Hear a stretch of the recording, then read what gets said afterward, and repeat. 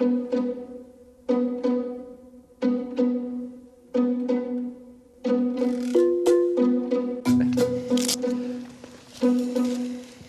Paletta and Warren Rogers have been police dog handlers for more than 12 years. But this is not their day job or their normal tools. You got plenty of flags, Warren? Yes, mate. I'm all good to go. And these dogs aren't trained to find explosives or drugs. Ready to go, mate? They're the stars of South Australia's first truffle dog detection business. Come on, big fella. I'll go right, Was. I think that's what excites us the most is being there at the start of it. And it's great to have the two dogs that we have as the groundbreakers for the industry here in South Australia.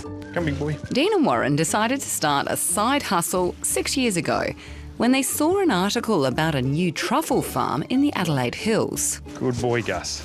They knew a lot about dogs, but not much about truffles. We were given one when we first started to train our dogs, and I took it home unwittingly, and I thought I'd make some scrambled eggs, and I had no idea what to do with it. I put it in some hot oil, completely destroyed it. A truffle is an edible fungus that's related to mushrooms but grows underground, living off the roots of certain types of trees in a symbiotic relationship. Right, let's go, big boy. Come on, find it. And when winter hits, it's time for these detection dogs to go to work. It is like finding buried treasure out there. Oh, good boy. Wait there, wait. Good boy. Okay, wait. The dog finding these things that can be up to an inch or 6 inches under the ground, I still get a buzz out of it to see how incredible they are. Oh, good girl. What you got? Warren's sidekick is Ruby, a 6-year-old coolie. While he says most dog breeds are capable of sniffing out a truffle, he wasn't sure the fungus would be Ruby's thing. There it is. Good girl, well done. And being a working dog, we didn't know whether we could actually use her for detection as such, but she's taken to it like a duck to water, and she's amazing. And the big engine behind her, she can go all day. Come find it. If we are working close to sheep and cattle, she can get a little bit distracted, but with some good schmackos, timely schmackos, she's back on track. Oh, good boy, is that it there? Good boy. Dean's offsider is a more typical detection dog who caught on quick when treats were paired with truffle odours. Well done. Gus is my big blonde excavator. He's a 6-year-old Labrador, highly driven by food, so pretty easy to keep on task, and he will hunt all day in any conditions. As long as he gets a bit of food at the end of it, he's fine. Easy. Wait. With a reputation for eating, Gus surprisingly isn't tempted to devour the truffles. That is, unless they've gone bad and apparently smell like rotten fish. Show me, mate, show me. But Dean and Warren do still have to keep their charges under control when the soil starts flying. We want the dog to dig to an extent, or to mark the ground where we have to dig to find the truffle, but we want them to stop when they're close to the truffle. So that's the trickiest part, and you probably saw me at times with Gus encouraging him to wait while I get in there and I uncover the truffle. Come on, it's time for a break. Let's get a drink, hey? It's thirsty work sniffing out all the truffles, especially with yields steadily rising since Warren and Dean opened their business. Although this year's dry conditions have for the first time led to a disappointing crop on most South Australian farms. Hey guys, how are you? Hey. Good. Sabina and Ben Kelly's Barossa Valley Truffle Farm, or Truffier as it's known, is one of the exceptions. Oh, how many kilos do you think you found? At least probably a couple of kilos. It's also a big change of pace for the couple, who used to own award-winning fish and chip shops on the New South Wales Central Coast. We were working 85 hours a week, and it was just too much. We wanted to give Laura a little sibling, and we didn't want to do that in that environment of working so hard.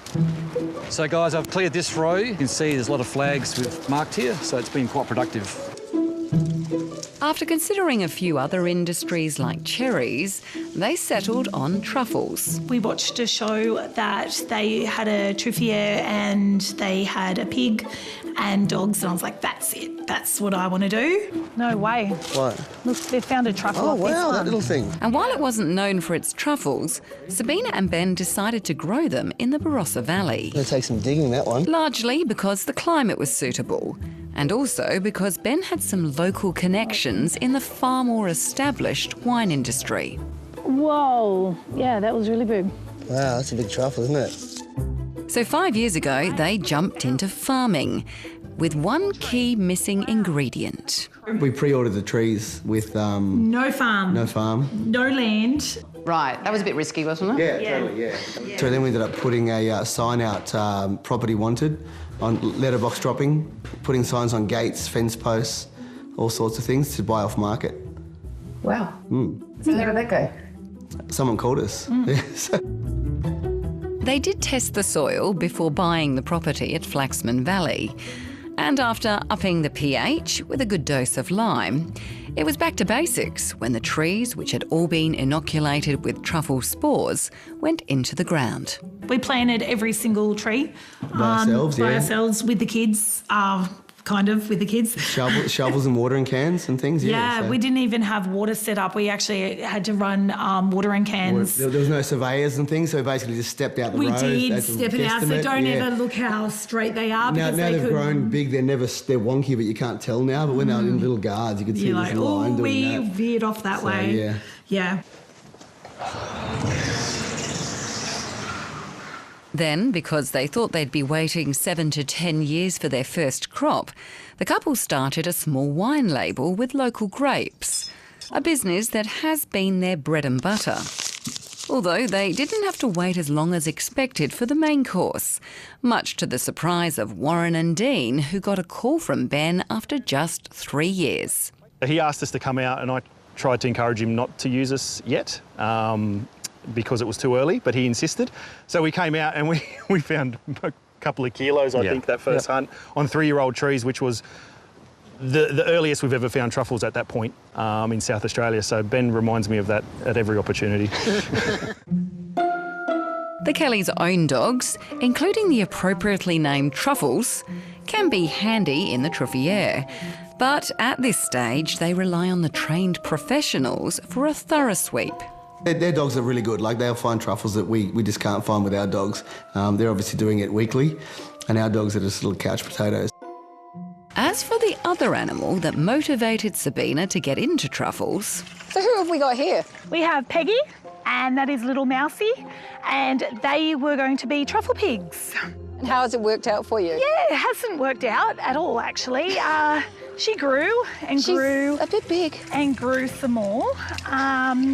So trying to get a truffle out of her mouth would not be fun, and I like having 5 fingers. So I'm going to keep it that way and let the dogs do their job. So just a pet now?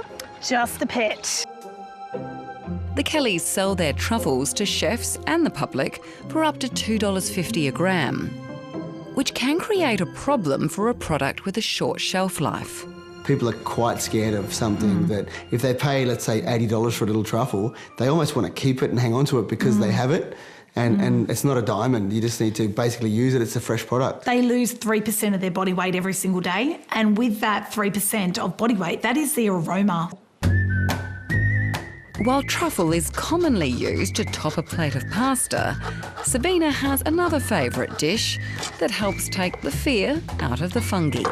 And why truffle and cheese toasties? It's a way for people to try truffle, but not in a snobby, restaurant-y, $200 a meal type of scenario. As well as selling toasties out of her food van at the farmer's market, she also produces truffle butter, which she says shouldn't be confused with truffle oil that's widely available in supermarkets. The truffle oil shouldn't even be called truffle oil. If you read the ingredients list, 90% of the time it will not have truffle on there. It will have truffle essence, truffle aroma, and they're all ways to get around with not really using truffle. And no risk of that today. There's truffle in everything. The salt, butter, and just for good measure, whack on a bit more of the fresh stuff. Oh, that's good. What should people actually be tasting when they're eating truffle? The taste is unlike anything, and everyone sort of gets something different out of it as well. So, and same with the smell. Ben and I, he likes the petrol diesel smell. What? Yeah, some truffles. That's not making it that appealing, I've got to tell you. No. And I like the chocolatey, earthy. Yeah, so when we sell to chefs, we let them choose. Now in their third season, the Kellys are also finding the luxury ingredient isn't yet a recipe for a lucrative business. Don't give up your day job. Do not. You need your day job because it's not it's really financial. Cool. It's really cool, yeah. but it doesn't pay the bills. It's a new industry and a new business for us. It's really pushing something uphill a little bit. So, but we'll get there. Another couple pushing up that hill who have also undergone a tree change for the sake of their family are Catherine and Justin Fall. The former city dwellers moving to Littlehampton in the Adelaide Hills to pursue their truffle dream. You ready, Mo? Ready? Where is it? With Dean and Warren's detection agency in high demand, while their own dogs are in training or just distracted. We really love the magic of unearthing one of the culinary diamonds of the world, and it's different, and there's intrigue and mystique about it, and that really excited us. Good boy, Paddy. Okay, ouch, that's my finger. Although with her academic background in biological and environmental science and his passion for data, it wasn't just the magic that won them over. Our climate is not dissimilar to the Manjimup climate, where they have had a great deal of success growing truffles in WA, but it's also very similar to a temperate Mediterranean environment where these truffle species occur naturally. The family produces white Tuscan truffles on stone pine trees and the more familiar French black truffles on holly oaks. And how do you know this one's ripe? Well, at around this point here, I'll give the soil a bit of a sniff. And you might be able to pick up some of the truffle aromats. Oh, yes. Yeah. And if we can smell some truffle on that soil, we'll take our little knife and give the surface of the truffle just a little bit of a nick. And there you can see it's quite dark. We want it as black as possible and creamy whitish veins. How much would something like this be worth? I would say that would be maybe $150 worth. Despite the impressive price tag, Catherine and Justin agree with the Kellys that this is more of a labour of love than a get-rich-quick scheme. And they too are working on ways to prolong the shelf life of the truffle, investing in a freeze dryer to produce new products. We're playing the long game here. We were never under any disillusions that we were going to be making money overnight, not just because of the time it takes for a tree to begin producing truffles, but also because we need to help establish a market here in South Australia for truffles where truffles traditionally have not been grown. So in amongst the regular flavours and aromas of the Stirling market in the Adelaide Hills, It's freeze-dried cream infused with truffle with a little bit of sugar. Help yourself, they're very fragile though. Catherine and Justin are introducing their own take on truffles. Oh, we're getting nods. So what do you think? It's okay? Absolutely beautiful. Excellent. It's very subtle. Yes. Which has got more than the dog's noses twitching with curiosity.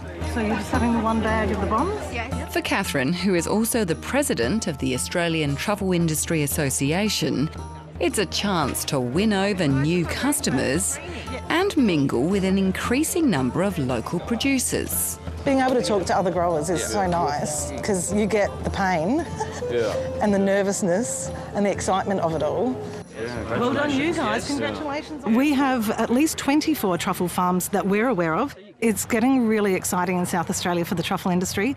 Let's get the trainees out. As for the detection duo who started off when truffle hunting in South Australia was more of a hobby, well, it's time to add some fresh legs to the team. Good girl, Bells. We need to probably look at getting some more staff. Definitely looking at training dogs. We've got young Ted and young Bella at the moment that we're training up. Find it, what's down here? Find it. So, yeah, we are growing and we're trying to keep on top of it at the moment. It's okay. Sounds like there's plenty of work to go around.